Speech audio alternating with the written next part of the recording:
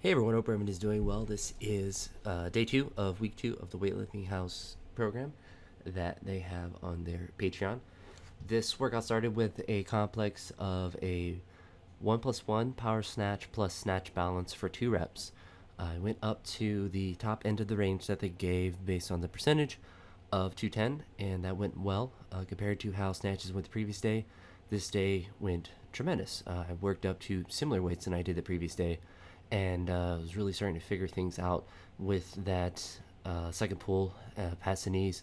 With getting my knees pushed out forward, it was really allowing me to be snappy, even though I was fatigued from the previous day.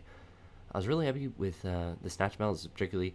Any sort of overhead work is obviously going to be difficult for me because anything I snatch is pretty close to what I can hold overhead. And obviously, the stronger I get overhead, probably the more that I can snatch.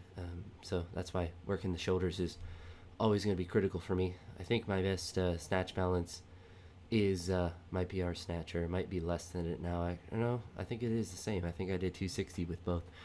So my overhead squat and snatch balance, all that stuff would be good to push up, but I also have technical faults that obviously need to be pushed up as well. But after this snatch work, I had a complex of some power cleans with some jerks with a hold. They're supposed to be 5-second holds.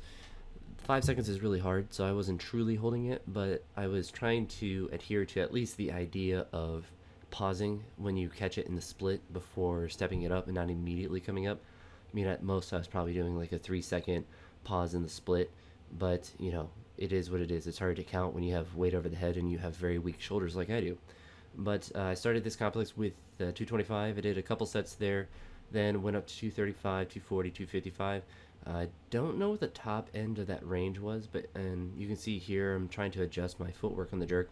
It's really the biggest issue I would say on. I guess two really big things on the jerk, which are two critical things, is the footwork aspect of it. I don't always have consistent footwork, but thankfully that's something that I've pretty rapidly improved at since the time where I started. Since I started with doing only power jerks. The other thing is fully using my legs and not just trying to dive under the bar. Like here, my back leg is really stiff, and I pushed it forward. I think that might be because one, I'm not very good technically, so that's obviously the biggest factor. But also, I'm just kind of trying to baby that back leg because I just keep getting the like weird feelings in it. This jerk was a little better, but I didn't hold the split because I was not balanced. That's kind of what the pause in the split when you catch it is good for, is exposing any imbalances that you may have when you catch it in the split there. That one wasn't too bad, but I would definitely like to get my back leg bent a little more. Probably the problem with this is that if you're, like I'm pushing this jerk up pretty high, so I don't need to get under it that much because it's only 235. Even though it feels heavy on that day, I'm able to throw it up pretty high. This is now 240. This complex was the same as a snatch work, where it was a 1+1, so one power clean, one split jerk, and then repeat that. So it was like a double, 4 total reps if you count them all. I was happy to be able to get to 255 on this. Definitely felt kind of heavy. I think 255 on this week was the top range of it.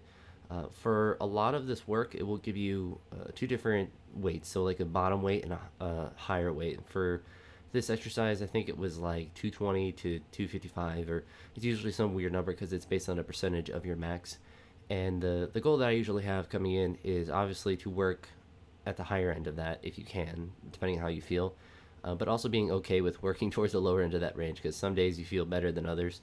And chances are, if you don't feel good on the one day and you stick to the lower range, you're going to feel better on the next day and be able to work to a higher range. This day is kind of an example of that with snatches, to where they didn't feel good on the first day, but they felt a lot better on the second day after fixing some technical things. But the clean and jerk complex went pretty well. Then ended with some push press. You see here I failed 245. It's too big of a jump. The 235 I believe I did before that was probably my max on this particular day. I think 240 could have went up, but you never know with push presses. Sometimes you misgroove it, and for me, the more presses I do of any sort, it's always gonna be good.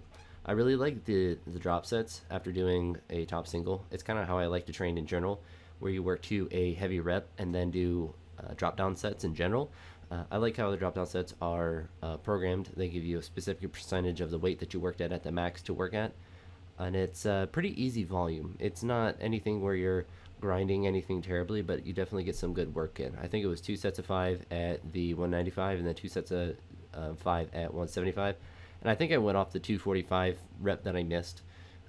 I'm pretty good at volume, so I'm not particularly worried if I bumped it up 5 pounds or whatever I did on that particular day. But that's really about it for this workout. It was overall a pretty good one, and you'll start to see a positive trend towards me being more successful in the list, particularly with the snatch. But I will talk to you all in the next video. Hopefully you enjoy the shorter ones.